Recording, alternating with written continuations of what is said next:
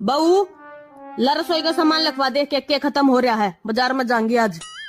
सासू माँ 2 किलो चीनी। 2 किलो चीनी पिछले महीने लाई थी, कत्ती बरकत नहीं तेरे हाथ में, नू गिर बुकटे भर भर। और लिखवा 2 किलो सरफ। पूरे गांव के लत्ते धोवेगी के? एक छोटी सरफ में पूरे कुणबे का गातड़ धो दिया करती मैं।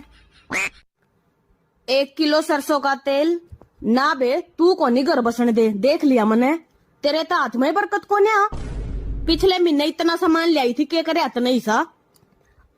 पता है सासू माँ, एक दिन क्या हुआ, मुझे भूख लगी थी और प्यास लगी थी। मैंने सोचा क्यों तो खाना खाना, प्यास लगी है क्यों पानी पीना।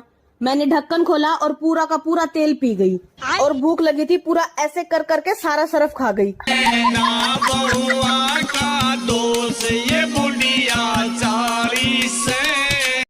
सुनो, मेरा भाई थोड़ा लेट आएगा तो उसका इंतजार करना, सो मत जाना। पर दीदी रात के 11 बज गए, मुझे भूख लगी है। भूख लगी है? आपको आपके मम्मी ने सिखा के नहीं भेजा है क्या कि नई नवेली दुल्हन पति के खाना खाने के बाद ही खाना खा सकती है? पर दीदी वो पता नहीं कब तक के आएंगे, तब तक के मैं भूखी रहूंगी क्या? हाँ तो रहना ही पड़ेगा। जब हमारी शादी हुई थी ना तो हम भी ऐसे ही भूखे रहते थे। ठीक है दीदी, तब तक के मैं आराम कर लेती हूँ, जब तक के वो नहीं आते। आराम नहीं करना है, मेरे भाई का इंतजार करना है जब तक वो नहीं आ जाता। जी दीदी। पता नहीं क्या रिवाज है ये, पता नहीं कब आएंगे वो। एक तो भूख लगी है, ऊपर से नींद भी इतनी आ रही है। क्या शादी के बाद भूखे प्यासे भी रहना पड़ता है? ये कैसा जुर्म है बहुओं पर? ऐसे रीति रिवाज के चक्कर में ना जाने कितनी रात बहुएं भूखे पेट सो जाती हैं। सुनो, मैं हमेशा तुम्हारे साथ खुश रहना चाहता हूँ। तुम पहले डिसाइड कर लो, तुम्हें मेरे साथ रहना या खुश रहना है।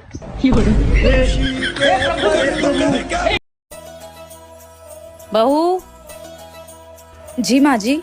अगर ओढ़ने के लिए कपड़ा कम पड़ गया हो तो मैं मंगा दूं तुम्हारे लिए। क्यों माँ जी?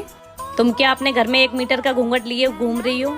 मैंने सोचा मेरे घर में बहू आ जाएगी तो घर की रौनक बढ़ जाएगी, लेकिन तुम तो घूंघट से ही नहीं निकल रही हो। वो माँ जी, मेरी मम्मी ने कहा था कि ससुराल में घूंघट डाल के ही घूमना। तुम्हारी माँ ने कुछ सोच के ही बोला होगा, लेकिन हमारे घर में ये घूंघट उंघट नहीं चलता। ठीक है माँ जी। अब मैं चांद जैसी बहू लेके आई हूँ, तो मैं पूरे घर में चमकता हुआ देखना चाहती हूँ। माँ जी, मैंने सोचा था मेरी सास बहुत खड़ूस होगी, पर आप तो मेरी माँ से भी प्यारी हो। चल जा अपना काम कर। अरे दीक्षा, आ बैठ बेटा। तेरी मम्मी नहीं आई बिटिया? मम्मी थोड़ा काम से बाहर गई हैं, तो मैंने सोचा मैं ही भाभी से मिलाती हूँ। चल अच्छा की। अच्छा बताइए ना आंटी, कैसी है आपकी नई बहू?